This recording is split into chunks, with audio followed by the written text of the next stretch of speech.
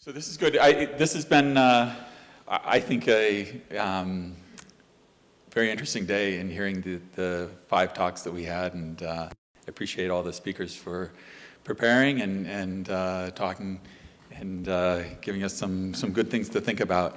And so what we're going to do is take, I'm just going to spend a couple minutes right now to get clear what we're going to do, but we're going to break up and have discussion groups for an hour, and then, so this will go from, let's say, 3:30 to 4:30, and then at 4:30 we'll come back in here and report back on the discussion groups to the whole group, okay? And so Gigi had introduced this earlier, and we'll reintroduce this and talk about this, and then I'll kind of charge you with where exactly we ought to go and the logistics of how we actually need to get going and get discussions going on this. But the idea is that, right, that both Costa Rica and the US have similar challenges, okay? And these challenges are things like aging infrastructure, multi-hazards, and then limited resources devoted to our infrastructure, okay? And we have these similar goals to provide sustainable and resilient infrastructure, right? That's, as engineers, structural engineers, that's what we're trying to provide. And so we believe in this, the idea of preemptive here, right, is that these protective systems and advanced technologies that we've heard about today in various forms, that they play a role in effectively mitigating these challenges or addressing these challenges that we have and letting us address these. So what we would like to do is break into 3 different groups, and in those 3 groups, with this being sort of the background for the discussion, in the 3 groups, we'd like you to discuss these 3 different questions, and then come back and tell the whole group, you know, what did you discuss, what sort of things are out there. So one is, you know, what are some of the common, we said we have these similar challenges, right? What are some of the common challenges and issues associated with advancing protective devices and systems in Costa Rica and the US, right? And yeah, if you want to take pictures of the questions, that's a good idea, probably. Okay, so what are some of the common challenges with actually advancing the technology and implementing the technology? And then with that also, what are the differences? Because between the US and Costa Rica, there certainly are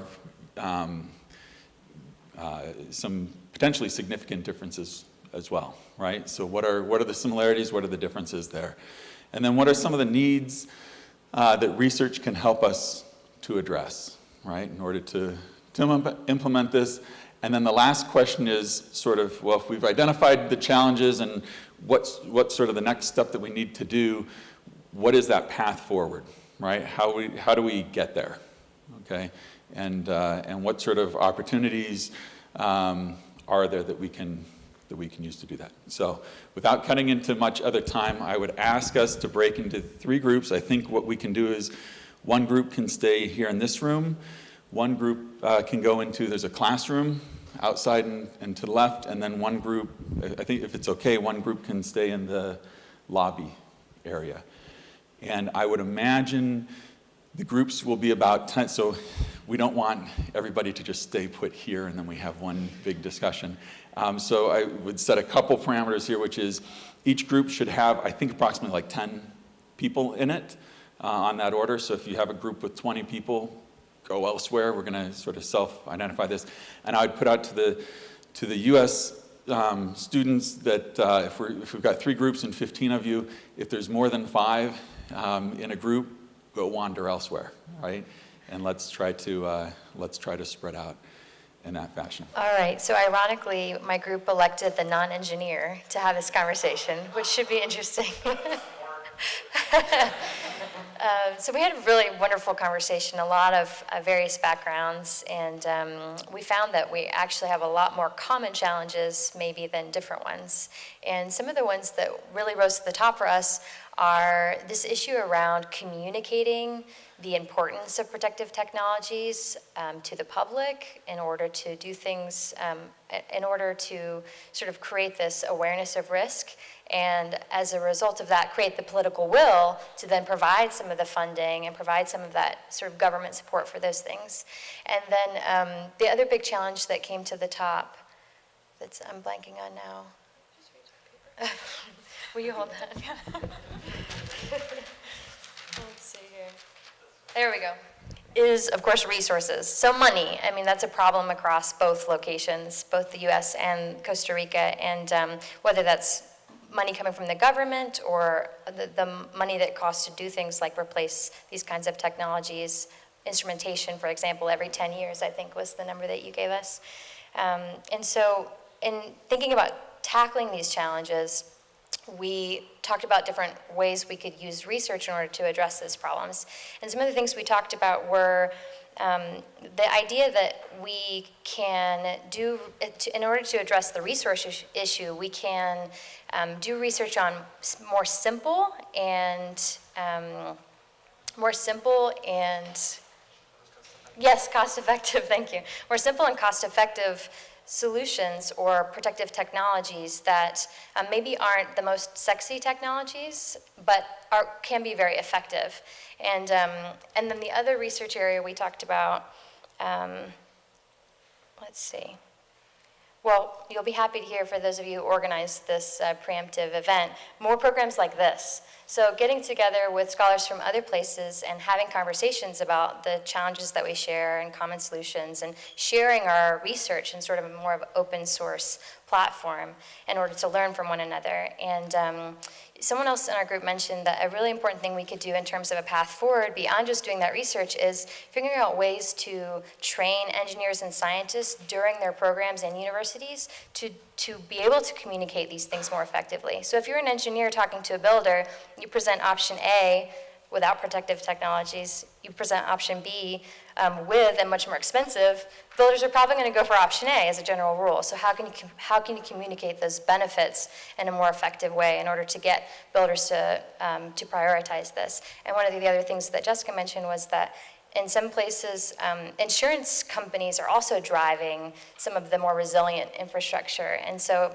if you can maybe come up with some creative ways to partner with other industries in order to push protective measures. Is there anything that I missed?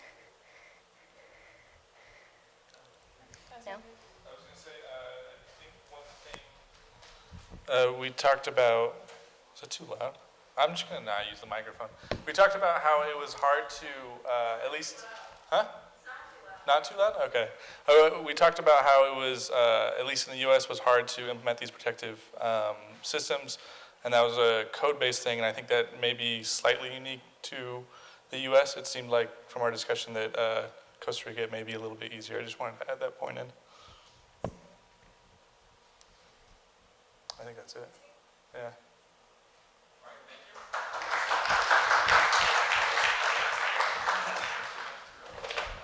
I stole the microphone.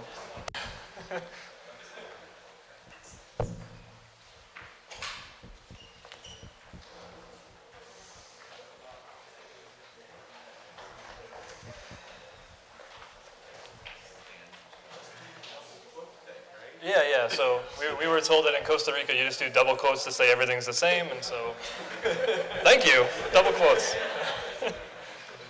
So yeah, I mean, we just went through the questions like they did. We had a lot of similar discussions.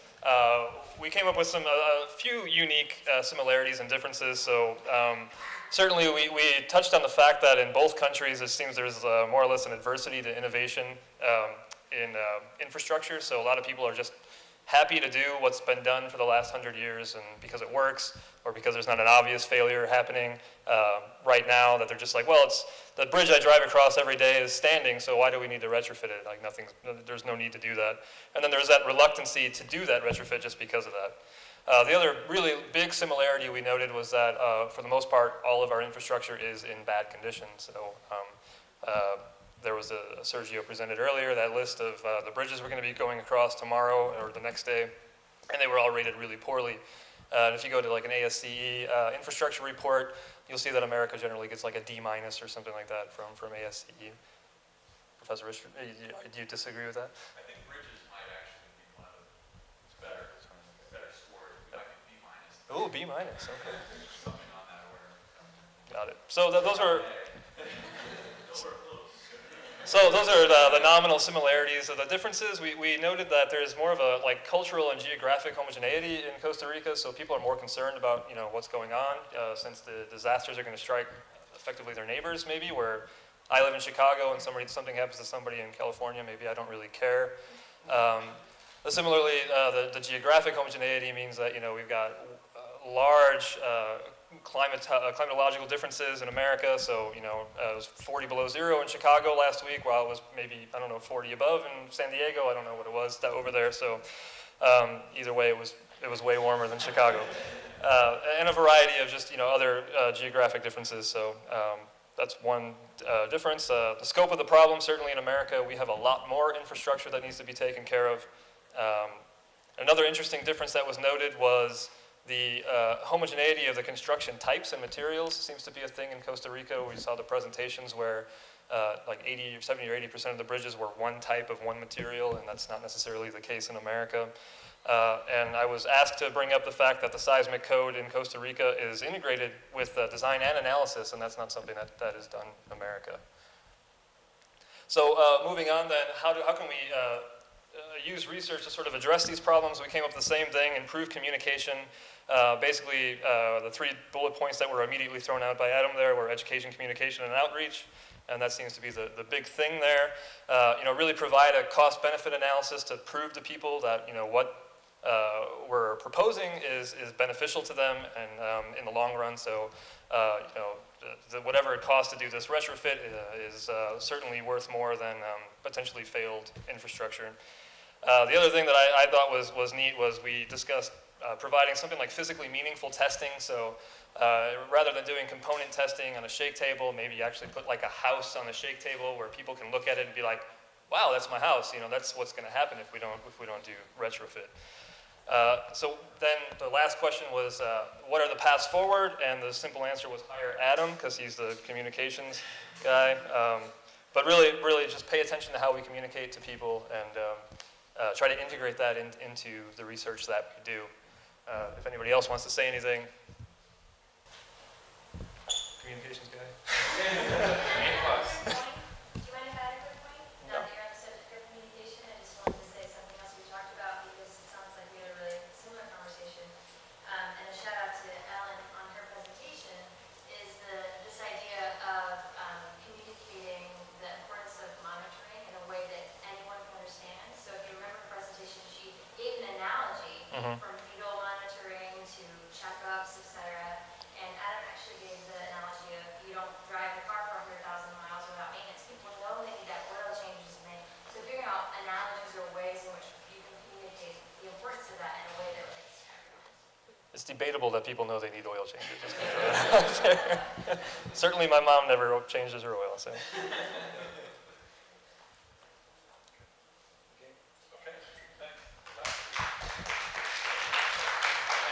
Yeah, sure. Who's on point?